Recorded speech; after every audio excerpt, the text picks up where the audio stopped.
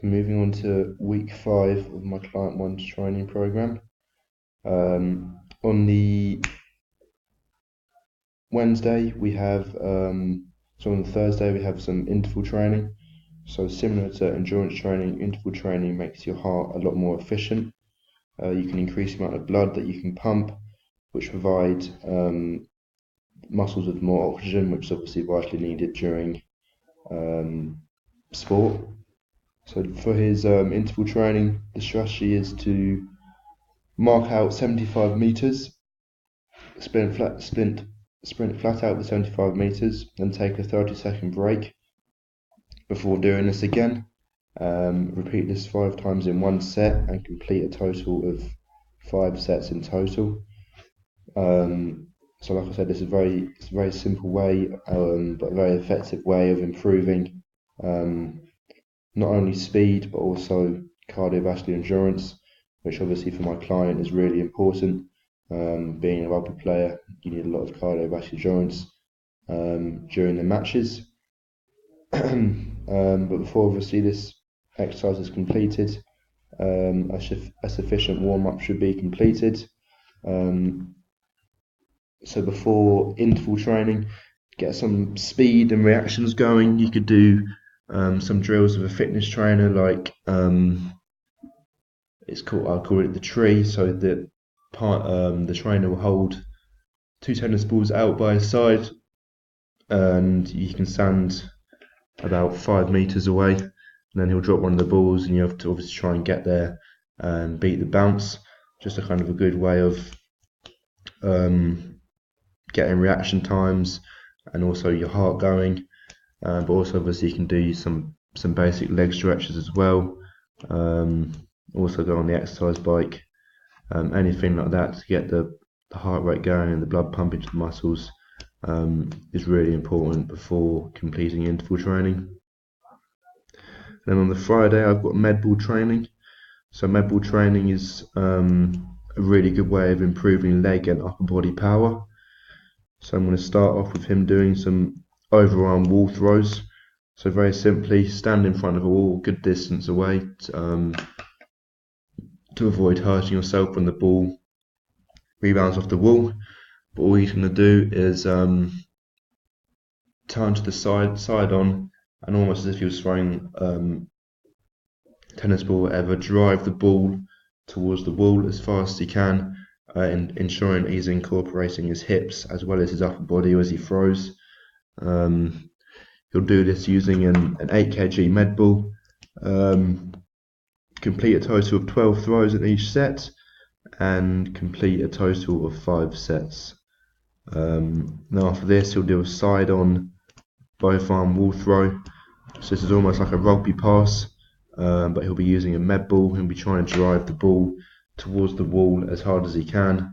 Again, incorporating his hips and his upper body to produce and use as many muscles as he can, produce as much power and use as many muscles as he can.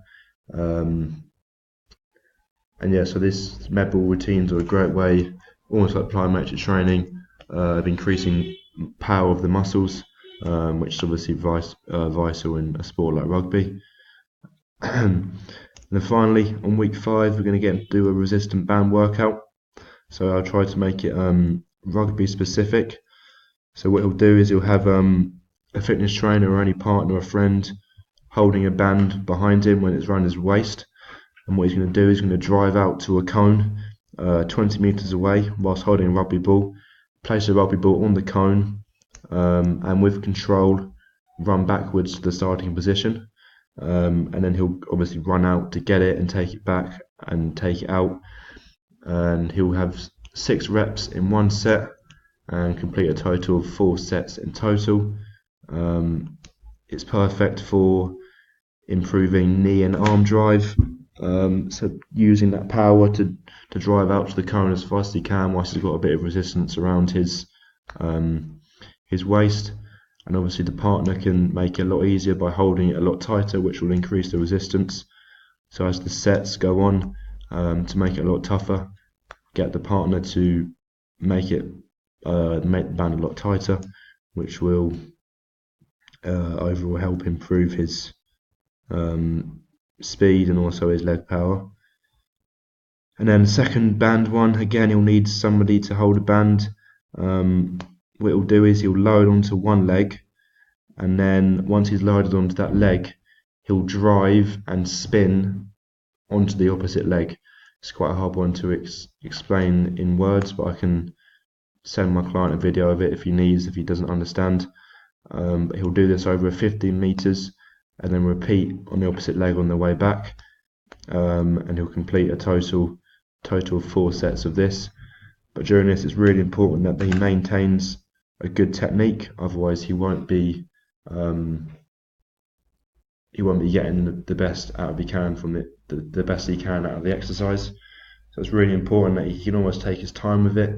So that first initial load onto the leg, obviously the drive needs to be done at more speed, then landing on the opposite leg can be done with control. And same again, this helps with leg power, speed in the legs, which is all really important for my client being a rugby player. Finally then, moving on to week 6, so the final week of the training program, we've got circuit training for the upper body on the Monday. But before obviously the circuit training happens, it's really important that a sufficient warm-up is completed. So I don't want to go over it too much, but obviously because it's going to be an upper body warm-up, loads of upper body stretches need to be done to ensure these muscles are nice and properly warmed up. So the first exercise in the circuit training he'll do is a wide arm press up.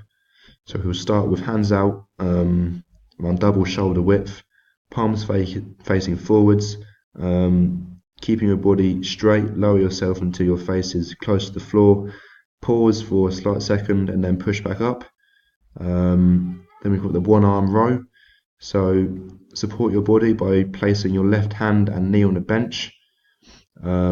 Right foot securely on the floor, holding the weight in your right hand. Obviously he can rotate and do this with his left hand in different parts of the circuit. And with your back parallel to the floor, lift the weight by bending the arm and raising the elbow.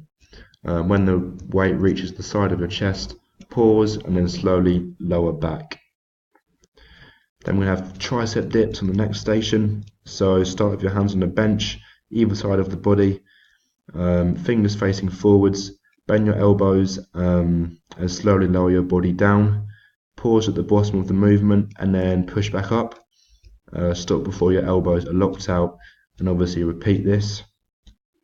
Then we have a shoulder press.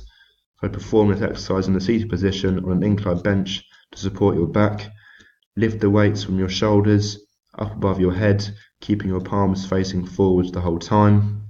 And finally, we've got a bicep curl. So this can be performed either seated or standing. Seated curls will prevent excess body swing, so it helps control with posture a lot more. Start with the arms straight, palms facing upwards. Curl the weights up until they are level with your shoulders. Pause, then slowly lower back to starting position. So that's an explanation of all the different exercises. But each exercise in the circuit should include 15 repetitions. So for example, we'll do 15 repetitions of bicep curl and then move to the next one. All exercises that include dumbbells should be completed at a weight of 8 kg. After one circuit is completed, take a 3-minute break and then repeat. And I'd like him to do the circuit 3 times.